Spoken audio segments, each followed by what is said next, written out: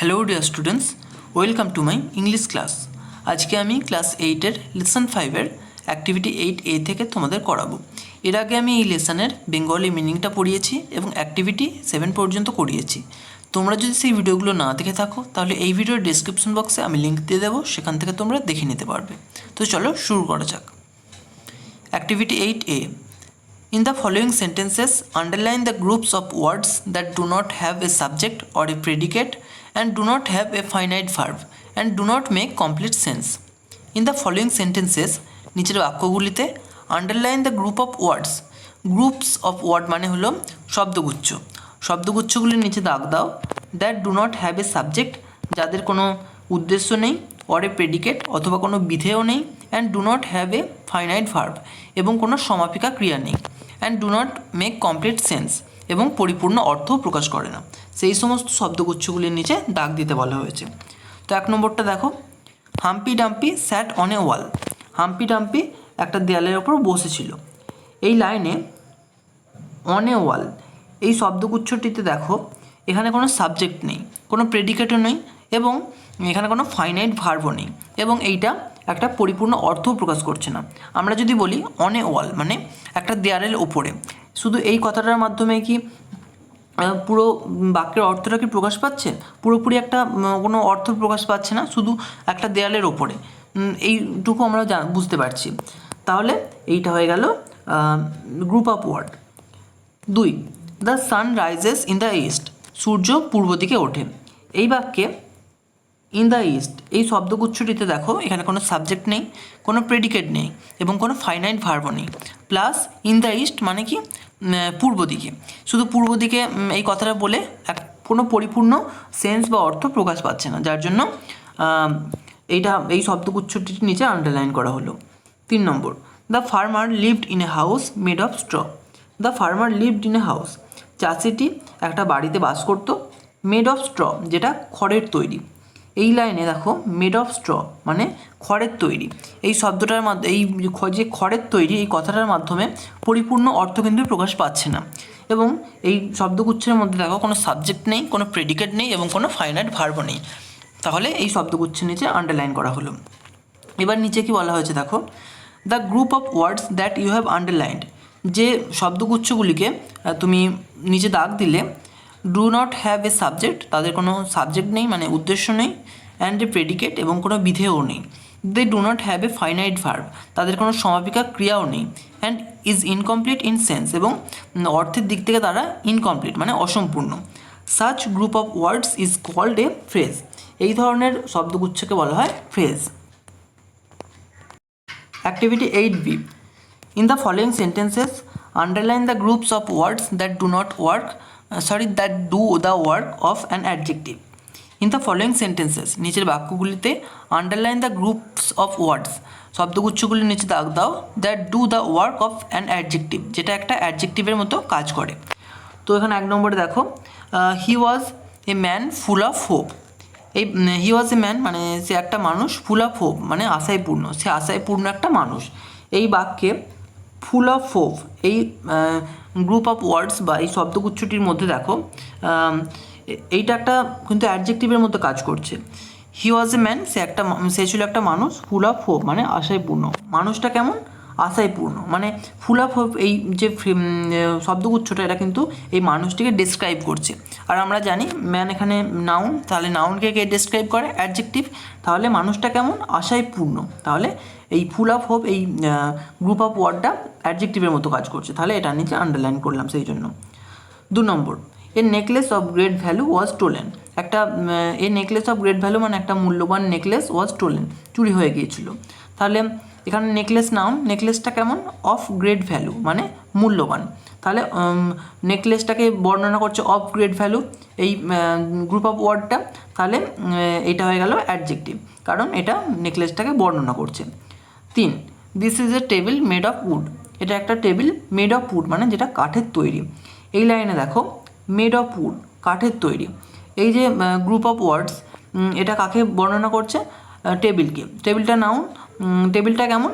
কাঠের তৈরি, তাহলে এটা হয়ে গেল অ্যাডজেক্টিভ। এবার নিচে দেখো কি বলেছে, the groups of words that you have underlined যে শব্দগুচ্ছগুলিকে তুমি নিচে দাগ দিলে do the work of an adjective, সেটা অ্যাডজেক্টিভের মতো কাজ করে। Do not contain a subject, তার কোনো সাবজেক্ট নেই, অ্যান্ড এ প্রেডিকেট এবং প্রেডিকেটও নেই, and do not contain a finite verb, এবং কোনো ফাইনাইট ভার্ব বা সমাপিকা ক্রিয়াও নেই। Such group of words are called adjective phrase. এই ধরনের শব্দগুচ্ছকে বলা হয় অ্যাডজেক্টিভ ফ্রেজ। তাহলে এর আগে আমরা অ্যাক্টিভিটি 8A-তে জানলাম ফ্রেজ কাকে বলে, যে শব্দগুচ্ছের মধ্যে কোনো সাবজেক্ট, প্রেডিকেট এবং ফাইনাইট ভার্ব থাকে না এবং একটা পরিপূর্ণ অর্থ প্রকাশ করে না, তাকে ফ্রেজ বলা হয়। আর অ্যাক্টিভিটি B-তে জানলাম যে ফ্রেজ অ্যাডজেক্টিভের মতো কাজ করে তাকে বলা হয় adjective phrase. Activity 8C, in the following sentences underline the groups of words that do the work of an adverb. In the following sentences, নিচের বাক্যগুলিতে underline the group of words, শব্দগুচ্ছগুলির নিচে দাগ দাও, that do the work of an adverb, যেগুলো অ্যাডভার্বের মতো কাজ করে। তো 1 নম্বরে দেখো, the bird stood in the corner of his cage. The bird stood, পাখিটা দাঁড়িয়েছিল, in the corner of his cage, তার খাঁচার কোণে। তাহলে এই বাক্যে in the corner of his cage, খাঁচার কোণে, এটা একটা গ্রুপ অফ ওয়ার্ডস। এইটা দেখো এই স্টুড ভার্বটিকে মডিফাই করছে। মানে স্টুড কি, স্টুড মানে দাঁড়িয়েছিল, স্টুড একটা ভার্ব, আর ভার্বকে কি মডিফাই করে অ্যাডভার্ব। তাহলে এই ফ্রেজ, এই যে ফ্রেজ বা এই শব্দগুচ্ছ, এটাকে বলা হয় adverb phrase. 2, he spoke in a confident manner, সে আত্মবিশ্বাসের সঙ্গে কথা বলল। তাহলে সে কীভাবে কথা বলল, ইন এ কনফিডেন্ট ম্যানার। তাহলে স্পোক এখানে ভার্ব, আর স্পোককে কে মডিফাই করছে, ইন এ কনফিডেন্ট ম্যানার। তাহলে এই যে শব্দগুচ্ছ, এটাকে বলা হচ্ছে adverb phrase. 3, it is raining at this moment, এখন বৃষ্টি হচ্ছে এই মুহূর্তে। তাহলে রেইনিং মানে বৃষ্টি হচ্ছে, রেইনিং এটা এখানে ভার্ব, তাহলে রেইনিংকে কে মডিফাই করছে, অ্যাট দিস মোমেন্ট, এই মুহূর্তে। রেইনিংকে মডিফাই করছে অ্যাট দিস মোমেন্ট, এই ফ্রেজটা, যার জন্য এটাকে বলা হচ্ছে অ্যাডভার্ব ফ্রেজ। এবার দেখো পরে কি বলা হয়েছে, the groups of words that you have underlined, যে শব্দগুচ্ছগুলিকে তুমি নিচে দাগ দিলে, do the work of an adverb, সেগুলো অ্যাডভার্বের মতো কাজ করে। Do not have a subject, কোনো সাবজেক্ট নেই, অ্যান্ড এ প্রেডিকেট, এবং কোনো প্রেডিকেট নেই, and do not contain a finite verb, এবং কোনো ফাইনাইট ভার্বও নেই। Such group of words are called adverb phrases, এই ধরনের শব্দগুচ্ছকে বলা হয় adverb phrase. Activity 8D, in the following sentences underline the groups of words that do the work of a noun. In the following sentences, নিচের বাক্যগুলিতে underline the groups of words, শব্দগুচ্ছগুলির নিচে দাগ দাও, that do the work of a noun, যেগুলো নাউনের মতো কাজ করে। তো 1 নম্বর দেখো, travelling by train gives me great pleasure. Travelling by train মানে ট্রেনে ভ্রমণ করা, গিভস মি গ্রেট প্লেজার, আমাকে খুব আনন্দ দেয়। তাহলে এখানে ট্রাভেলিং বাই ট্রেন, এই যে ফ্রেজটা আছে, এটা দেখো সাবজেক্ট হিসেবে কাজ করছে। ট্রাভেলিং বাই ট্রেন, ট্রেনে ভ্রমণ করাটা, তাহলে কোনটা আমাকে খুব আনন্দ দেয়, ট্রাভেলিং বাই ট্রেন, ট্রেনে ভ্রমণ করাটা, এটা কিন্তু সাবজেক্ট হিসেবে কাজ করছে। আর সাবজেক্ট হিসেবে কে বসে, নাউন অথবা প্রোনাউন, তাহলে এটা ট্রাভেলিং বাই ট্রেন, এটা হলো নাউন ফ্রেজ। এখানে শুধু আন্ডারলাইন করতে বলা হয়েছে, আইডেন্টিফাই করতে বলা হয়নি।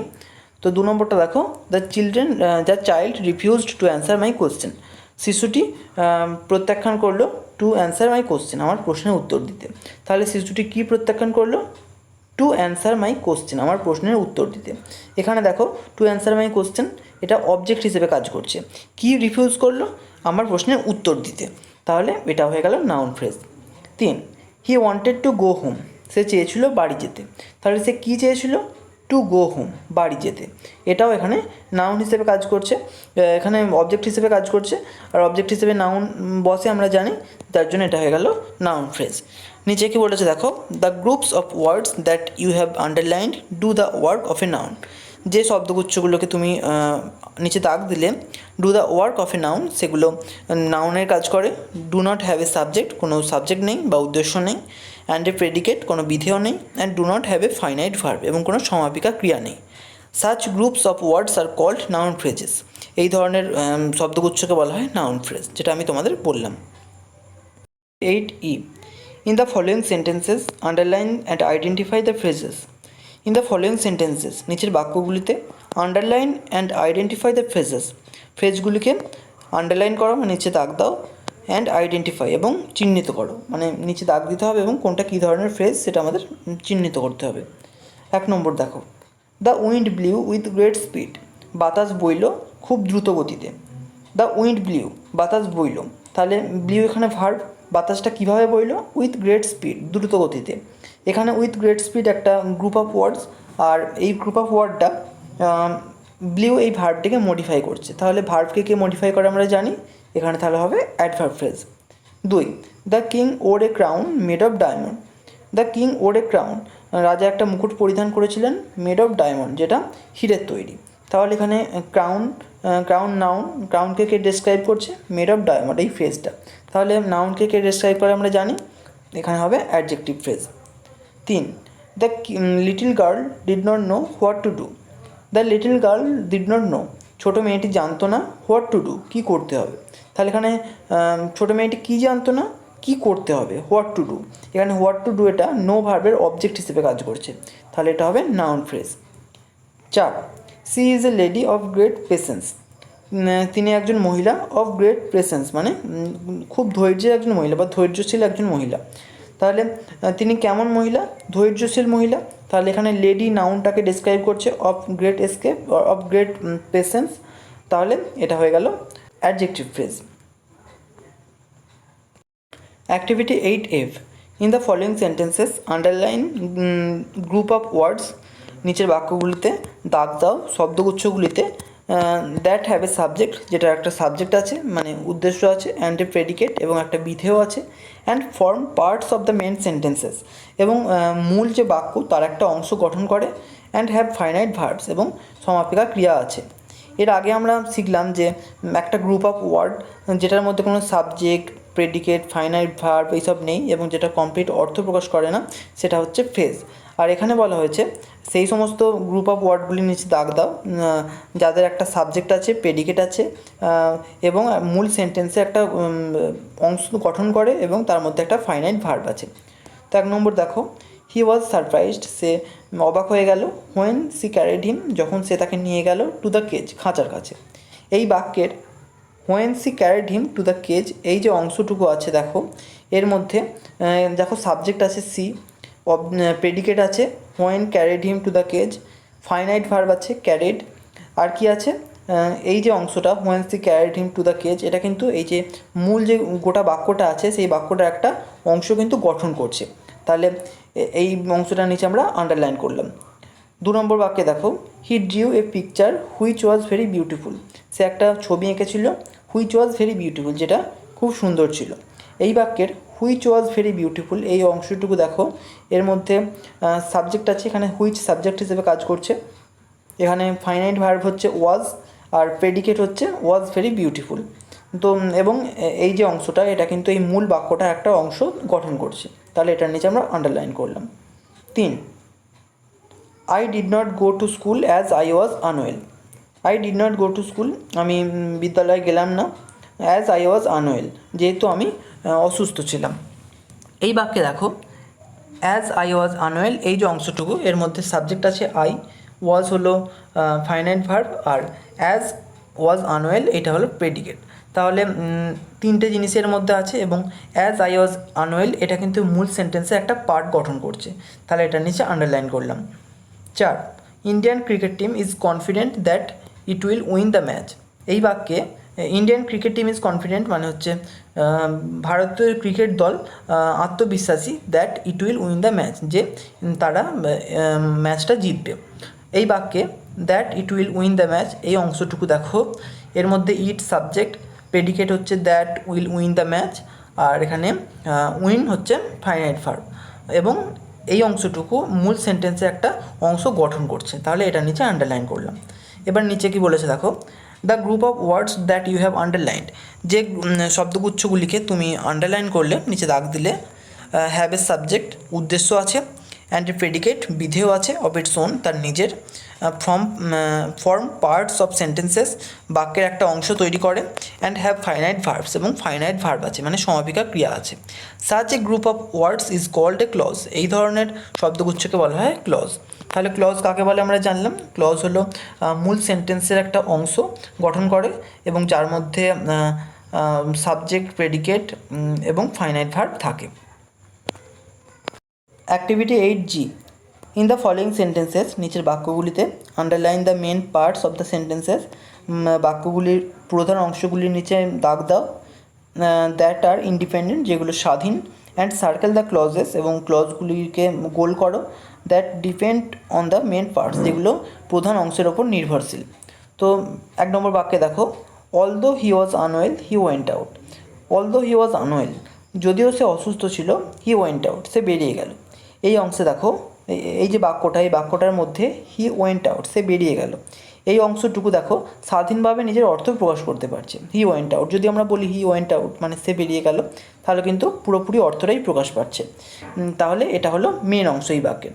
আর অলদো হি ওয়াজ আনওয়েল, যদিও সে অসুস্থ ছিল, তাহলে এইটুকু যদি আমরা বলি যদিও সে অসুস্থ ছিল, তাহলে কিন্তু বাক্যের পুরোপুরি অর্থটা প্রকাশ পাচ্ছে না। এটা হি ওয়েন্ট আউট বা মেন অংশের ওপর কিন্তু ডিপেন্ড করছে। তাহলে এইটা হলো ক্লজ, আর এইটাকে আমাদের সার্কেল করতে বলা হয়েছে।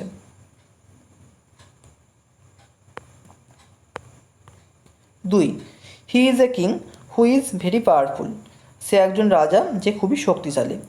এই বাক্যে দেখো হি ইজ এ কিং, এইটুকু অংশ দেখো স্বাধীন, কারণ এইটুকু অংশের অর্থ স্বাধীনভাবে প্রকাশ পাচ্ছে। হি ইজ এ কিং, সে হলো একজন রাজা। আর বাকি অংশটা হু ইজ ভেরি পাওয়ারফুল, যে খুবই শক্তিশালী, এই অংশটা বলে আমরা কিন্তু সেন্টেন্সের পুরোপুরি কমপ্লিট যে অর্থ সেটা কিন্তু প্রকাশ করতে পারছি না। তাহলে এটা হলো ক্লজ, তাই এটাকে আমরা সার্কেল করে দিলাম। 3, Rani said that he had met my brother. Rani বলল যে সে আমার ভাইয়ের সঙ্গে সাক্ষাৎ করেছে। এই বাক্যে রানী সেড মানে রানী বলল, এই অংশটুকু দেখো স্বাধীন, পুরোপুরি স্বাধীনভাবে নিজের অর্থটা প্রকাশ করতে পারছে। তারপর বাকি যে অংশটা পড়ে আছে, that he had met my brother, যে সে আমার ভাইয়ের সঙ্গে দেখা করেছে, এই অংশটুকু বলে কিন্তু পুরোপুরি অর্থ প্রকাশ পাচ্ছে না। তাহলে এই অংশটুকু হলো ফ্রেজ, ফ্রেজ নয় ক্লজ। তাহলে এই অংশটুকু আমরা সার্কেল করে দিলাম। 4, when she was hungry the baby cried out. When she was hungry, যখন সে ক্ষুধার্ত ছিল, দ্য বেবি ক্রাইড আউট, বাচ্চাটি চিৎকার করে উঠল। তাহলে এই অংশে দ্য বেবি ক্রাইড আউট, এই অংশটুকু স্বাধীন, কারণ এই অংশটুকুর অর্থ স্বাধীনভাবে প্রকাশ পাচ্ছে, বাচ্চাটি চিৎকার করে উঠল। কিন্তু হোয়েন সি ওয়াজ হাংরি, যখন সে ক্ষুধার্ত ছিল, এইটা বলে আমরা কিন্তু বাক্যটার অর্থ স্বাধীনভাবে পুরোপুরি কমপ্লিট করতে পারছি না। তাহলে এটা দ্য বেবি ক্রাইড আউট বা এই যে মেন অংশ এর ওপর ডিপেন্ডেন্ট, তাহলে এই অংশটা হলো ক্লোজ। তাহলে এটাকে আমরা সার্কেল করে দিলাম। Activity 9, replace the underlined words with their antonyms. নিচের দাগ দেওয়া শব্দগুলিকে তাদের বিপরীত শব্দ দিয়ে প্রতিস্থাপন করো। A, the boy wrote a different story. Different মানে কি? বিভিন্ন। তাহলে তার বিপরীত কী হবে? সেম মানে একই। B, the mother placed the child gently on the bed. Gently মানে হলো নম্রভাবে। এখানে জেন্টলির বিপরীত হবে হার্সলি মানে রূঢ়ভাবে। 3, on hearing the news he felt very uneasy. Uneasy মানে অস্বাচ্ছন্দ্য, তার বিপরীত হবে ইজি মানে স্বাচ্ছন্দ্য। D, the gate was opened by the porter. এখানে ওপেনড মানে খোলা, তাহলে তার বিপরীত হবে ক্লোজড মানে বন্ধ। Activity 10A, suppose you are a member of an organization. ধরো তুমি একটি প্রতিষ্ঠানের সদস্য, that works for preventing of cruelties to animals. যে প্রতিষ্ঠানটা প্রাণীদের প্রতি যে নিষ্ঠুরতা, তার সেই নিষ্ঠুরতাকে বাধা দেওয়ার বিরুদ্ধে, নিষ্ঠুরতার বিরুদ্ধে কাজ করে। You come across a monkey in chains being made to perform tricks. You come across a monkey, তুমি একটা বাঁদরের সামনে এসেছো, ইন চেন্স যে চেন দিয়ে বাঁধা আছে, being made to perform tricks যাকে দিয়ে বিভিন্ন কৌশল বা খেলা দেখানো হচ্ছে। ইউ ওয়াচ ইট, তুমি এটা দেখলে, ফর সাম টাইম কিছু সময়ের জন্য, till it suddenly start speaking to you, যতক্ষণ না এটা তোমার সঙ্গে কথা বলতে শুরু করলো, অফ ইট সরো, এটার দুঃখ নিয়ে। Now write an imaginary conversation, এখন একটা কাল্পনিক কথোপকথন লেখো, which takes place between you and the monkey, যেটা তোমার এবং ওই বাঁদরটির মধ্যে হয়েছিল, লঙ্গিং ফর ইটস ফ্রিডম, তার যে স্বাধীনতার জন্য তার যে ইচ্ছা সেটাকে নিয়ে। প্রথমে মানকিটি বলছে, মানে বাঁদরটি বলছে, প্লিজ হেল্প মি, দয়া করে আমাকে সাহায্য করো। তারপর আমি বলছি, can you speak like us, তুমি কি আমাদের মতো কথা বলতে পারো? তখন মানকিটি বলছে, ইয়েস, হ্যাঁ, I can speak your language, আমি তোমাদের ভাষা বলতে পারি। তারপর আমি বললাম, I can't believe my years, আমি আমার কানকে বিশ্বাস করতে পারছি না। তখন মানকিটি বলছে, বাট ইটস ট্রু, কিন্তু এটা সত্যি, can you please help me, তুমি কি আমাকে দয়া করে সাহায্য করতে পারো? তখন আমি বললাম, how can I help you, আমি তোমাকে কীভাবে সাহায্য করতে পারি? তখন মানকিটি বলছে, I want to be free from the bondage, আমি মুক্ত হতে চাই ফ্রম দিস বন্ডেজ, এই দাসত্ব থেকে। বন্ডেজ মানে দাসত্ব। I have to show place according to my master, আমাকে খেলা দেখাতে হয় অ্যাকর্ডিং টু মাই মাস্টার, আমার মাস্টারের বা আমার প্রভুর মতে। And if I don't do this, এবং যদি আমি এটা না করি, আই উইল বি পানিশড, আমাকে শাস্তি দেওয়া হয়। তারপর আমি বললাম, দিস ইজ ভেরি আনফেয়ার, এটা খুবই অন্যায়। I will definitely help you, আমি তোমাকে নিশ্চিতভাবে সাহায্য করব। I will report the matter, আমি বিষয়টা জানাবো টু দ্য ফরেস্ট ডিপার্টমেন্ট, মানে বন দপ্তরকে, অ্যান্ড দ্য পুলিশ, এবং পুলিশকে। দে উইল রেস্কিউ ইউ, তারা তোমাকে উদ্ধার করবে। তখন বাঁদরটি বলছে, থ্যাংক ইউ, ধন্যবাদ। I will be ever grateful to you, আমি তোমার কাছে চিরকাল কৃতজ্ঞ থাকব। Activity 10B, suppose you have to obey the orders of someone, ধরো তোমাকে কোনো একজনের আদেশ পালন করতে হয়। ফ্রম মর্নিং টু নাইট, সকাল থেকে রাত্রি পর্যন্ত। You are not allowed to act according to your own will, তোমাকে নিজের ইচ্ছে মতো কাজ করার অনুমতি দেওয়া হয় না। রাইট এ প্যারাগ্রাফ, একটা অনুচ্ছেদ লেখো, ইন অ্যাবাউট 80 ওয়ার্ডস, প্রায় 80টা শব্দের মধ্যে, ডেসক্রাইবিং ইয়োর ফিলিংস, তোমার অনুভূতি বর্ণনা করে, ইন দিস সিচুয়েশন, এই অবস্থাতে। আই অ্যাম কমল জানা, আমি হলাম কমল জানা, এ 15 years old boy of Kolkata, কলকাতার 15 বছর বয়সী একজন ছেলে। আই অ্যাম ভেরি আনহ্যাপি, আমি খুবই অসুখী। মাই স্টাডিজ আর ইনকমপ্লিট, আমার পড়াশোনা অসম্পূর্ণ। I can not play with my friends, আমি আমার বন্ধুদের সঙ্গে খেলতে পারি না। As I have to work in a shop, যেহেতু আমাকে একটা দোকানে কাজ করতে হয়। I have to obey the orders of the shopkeeper, আমাকে দোকানের মালিকের আদেশ পালন করতে হয়। ফ্রম মর্নিং টু নাইট, সকাল থেকে রাত্রি পর্যন্ত। I have no right to act according to my will, আমার কোনো অধিকার নেই আমার নিজের ইচ্ছে মতো কাজ করার। It is same as bondage, এটা দাসত্বের সমান। But I have no other way, কিন্তু আমার অন্য কোনো পথ নেই। My family's economic situation is very bad, আমার পরিবারের ইকোনমিক সিচুয়েশান মানে আর্থিক অবস্থা খুব খারাপ। So I have to continue this work, সুতরাং আমাকে এই কাজটা চালিয়ে যেতে হবে। এখানেই আজকে শেষ করছি। ভিডিওটা তোমাদের কেমন লাগলো আমাকে কমেন্ট করে জানিও। যদি ভালো লেগে থাকে একটা লাইক করো, আর অবশ্যই চ্যানেলটিকে সাবস্ক্রাইব করে বেল আইকনটিকে অল করে রেখো, যাতে আমাদের আগামী সমস্ত ভিডিও নোটিফিকেশানগুলো তোমরা পেতে পারো। Thank you.